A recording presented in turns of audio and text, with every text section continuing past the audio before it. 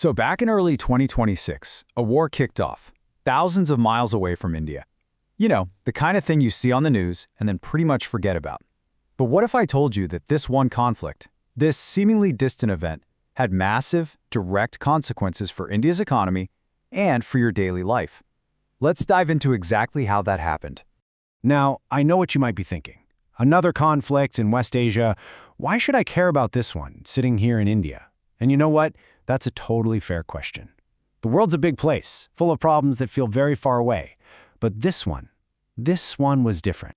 Because this war hit you right where it hurts, your wallet. It had a direct say in the price you paid for petrol, how much your food cost, and even the future of your job. See, this isn't just about geopolitics. This is personal economics. To really get why this hit India so hard, we first need to understand how the whole thing started. And believe me, it all happened incredibly fast. Let's just walk through the timeline of that first critical month. It all kicked off on February 28th. The US and Israel launched this huge military operation called Epic Fury, and it included a direct strike that killed Iran's supreme leader.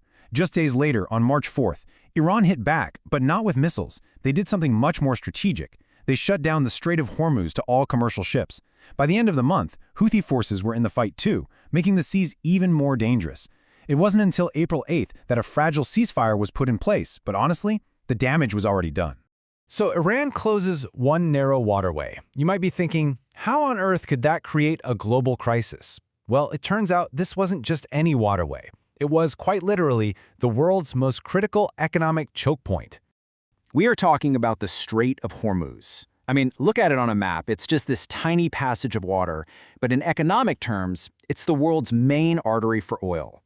Think of it like the single most important superhighway for the world's energy. And Iran had just set up a massive roadblock. 20%. Just let that number sink in for a second. That's the scale of the disruption we're talking about, all wrapped up in one single number. Yep, 1/5, a full 20% of the entire world's supply of oil and natural gas is squeezed through that one tiny spot. When it was closed, it was like someone had just turned off one of the main taps for the global economy. And look, you don't have to take my word for it. The International Energy Agency, these are the top experts in the world on this stuff. They didn't pull any punches. They called it, and I quote, the largest supply disruption in the history of the global oil market. Not just in a few decades, ever. This was totally unprecedented. Okay, so that's the global chaos. Now let's bring it home. How did this massive disruption send a brutal economic shockwave ripping right through India? Let's break it down sector by sector. You see, this crisis hit India right where we are most vulnerable. This chart says it all. We import 91% of our crude oil. We're known as the pharmacy of the world, right? But we import 74% of the basic raw materials we need to make those medicines.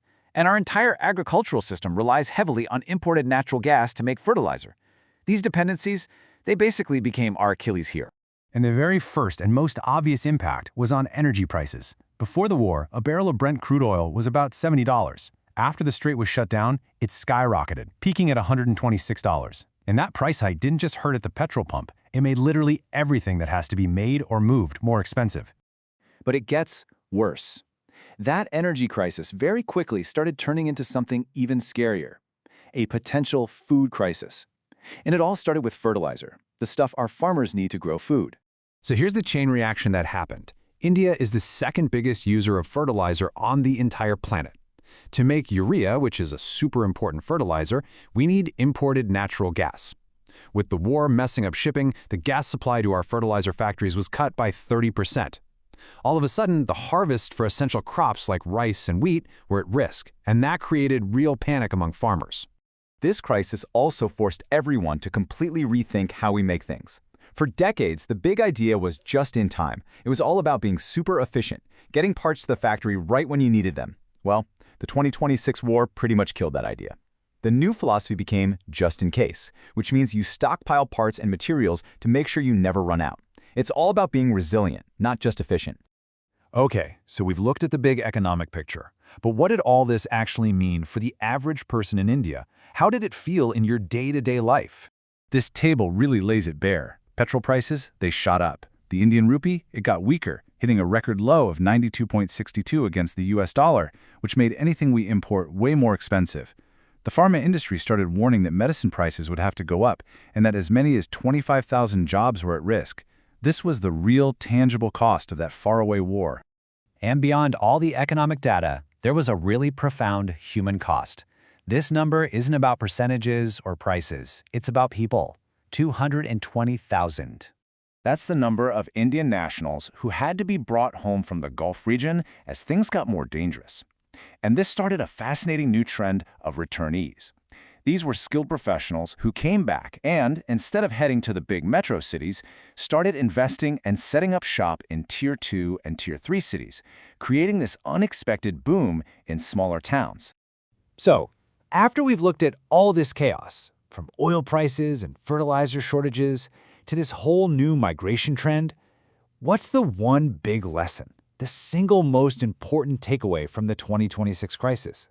Well, it's actually pretty simple. The big lesson is this: there is no such thing as a distant crisis anymore. Global events are local events. A military operation in Iran directly impacted a farm in Punjab, a pharmacy in Delhi, and jobs in Hyderabad. The lines on a map mean nothing when it comes to economic impact. And that leaves us with one last, pretty big question to think about.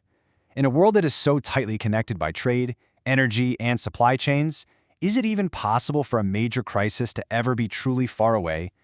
The 2026 war seems to suggest that the answer is a definite no. If you want to understand more about how these huge global events shape our lives, make sure to subscribe to @EasyLearning with Santosh. Thanks for watching.